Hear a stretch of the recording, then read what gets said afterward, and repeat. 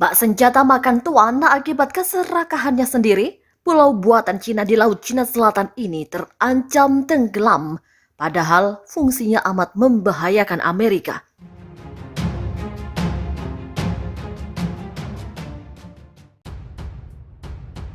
Permainan geopolitik beresiko tinggi yang dimainkan di Laut Cina Selatan jelas terlihat.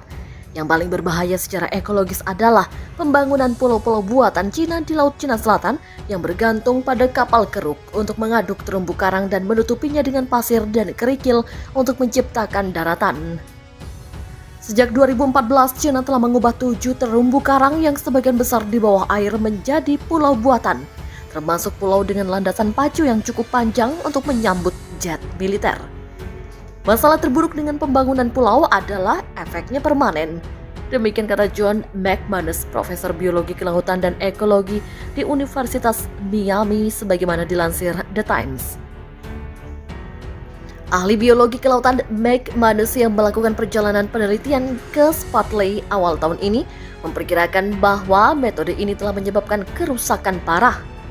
Pada tahun 2013, tak lama setelah dia menjabat sebagai Presiden Cina, Xi Jinping mengunjungi Tanmen dan mengajak penduduk untuk melaut sebagai cara untuk menunjukkan semangat nasional mereka. Milisi nelayan lokal telah berada di garis depan kampanye untuk mengambil alih Scarborough Shoal untuk Cina yang disengketakan. Cina mengklaim hampir seluruh Laut Cina Selatan untuk dirinya sendiri melalui garis 9 putus-putus berbentuk U yang tercetak di petanya. Tetapi, Xi Jinping ingin nelayan patriotik berbuat lebih banyak, termasuk mengangkut bahan bangunan untuk upaya pembangunan pulau. Penduduk Tanmen sejak itu menurut. Mereka juga telah berkelana ke pinggiran terjauh di Laut Cina Selatan yang oleh Kementerian Luar Negeri Cina dianggap sebagai tempat penangkapan ikan tradisional, meskipun perairan ini menyentuh pantai negara-negara Asia Tenggara. Pulau buatan yang dibuat Cina jelas memiliki fungsi untuk memperkuat klaim Cina atas wilayahnya yang kaya. Di sana mereka membangun pangkalan militer lengkap dengan lapangan terbang dan instalasi rudal. Di kelompok kepulauan Spratly lah instalasi yang paling penting berada. Faktanya, para ahli biologi mengatakan bahwa meskipun terumbu karang bisa perlahan pulih dari degradasi akibat panen kerang, kampanye pembangunan Pulau Beijing berarti ekosida permanen. Upaya perbanyakan karang kemungkinan hanya akan menggantikan sebagian kecil dari terumbu karang yang rusak. Upaya perbanyakan karang kemungkinan hanya akan menggantikan sebagian kecil dari terumbu karang yang rusak. Kehancuran yang disebabkan oleh pemanenan kerang raksasa skala industri dapat menjelaskan kontradiksi yang selama ini meresahkan ahli biologi kelautan yang mempelajari Laut Cina Selatan. Pejabat dan ilmuwan Cina telah berulang kali menggambarkan ledakan bangunan Laut Cina Selatan di Beijing sebagai ramah lingkungan. Bagaimana ini bisa terjadi? McManus yakin dia tahu jawabannya. Terumbu yang terkena dampak telah rusak akibat panen kerang raksasa sehingga para pembangun pulau di Cina tidak dapat disalahkan atas kerusakan awal.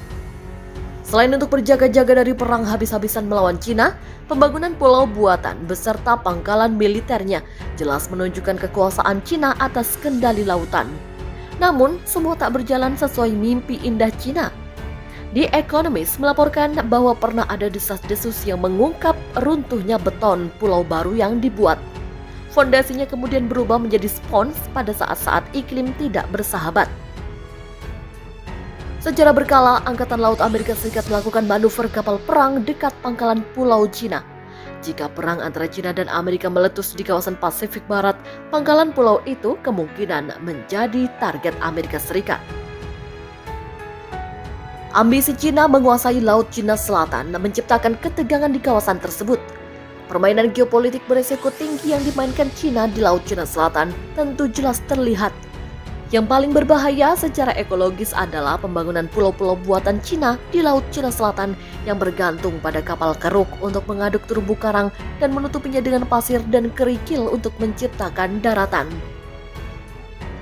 Sejak 2014, Cina telah mengubah 7 terumbu karang yang sebagian besar di bawah air menjadi pulau buatan, termasuk pulau dengan landasan pacu yang cukup panjang untuk menyambut jet militer.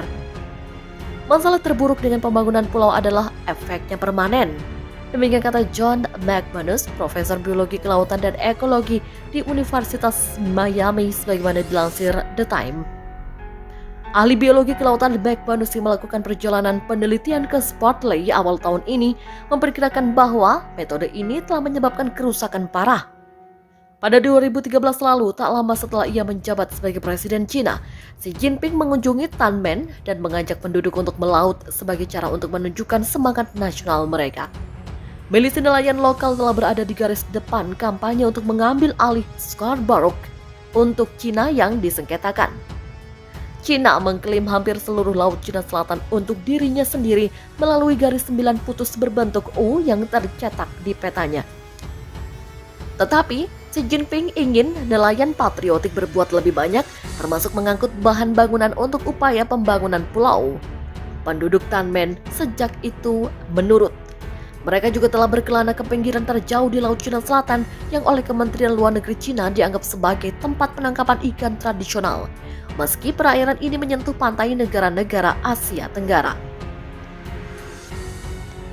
Apakah keserakahan dan kecepatan militerisasi pulau-pulau Cina di Laut Cina Selatan akan kembali menghantui mereka? Konstruksi yang buruk ditambah perubahan iklim akan membuat pulau-pulau itu tidak stabil. Pangkalan pulau Cina yang dimiliterisasi di Laut Cina Selatan mungkin memiliki kelemahan utama. Sejak 2013, The National Interest melaporkan pemerintah Cina telah mengeruk sebagian besar menghancurkan terumbu karang yang rapuh secara ekologis di perairan yang disengketakan untuk membangun 7 pangkalan militer utama lengkap dengan pelabuhan, lapangan terbang, radar, dan instalasi rudal. Pulau-pulau itu tersebut berfungsi sebagai kapal induk yang tidak dapat tenggelam dan membantu memperkuat klaim Cina atas perairan yang kaya dengan ikan dan mineral, perairan yang juga diklaim oleh negara tetangga. Jika terafirmasi tidak lagi menjadi berita utama, itu karena sebagian besar sudah selesai dibangun. Mungkin instalasi paling penting berada di terumbu Fiery Cross, Subi, dan Mischief di kelompok kepulauan Spratly. Vietnam, Filipina, Malaysia, Brunei, dan Taiwan semuanya juga sama-sama mengklaim wilayah Spratly. Sebuah landasan udara, struktur, dan bangunan di Karang Subi buatan di Kepulauan Spratly di Laut Cina Selatan terlihat dari pesawat Angkatan Udara Filipina J-130. Namun, tidak semuanya berjalan sesuai dengan keinginan Cina. Desas-desus menunjukkan beton pulau baru itu runtuh dan fondasinya berubah menjadi spons di iklim yang tidak bersahabat. Hal itu terjadi sebelum mempertimbangkan apa yang mungkin dilakukan oleh serangan langsung dari topan super. Lebih penting lagi, negara-negara tetangga menolak tekanan Cina untuk mengembangkan ladang gas yang terletak di dalam zona ekonomi eksklusif mereka secara bersama-sama.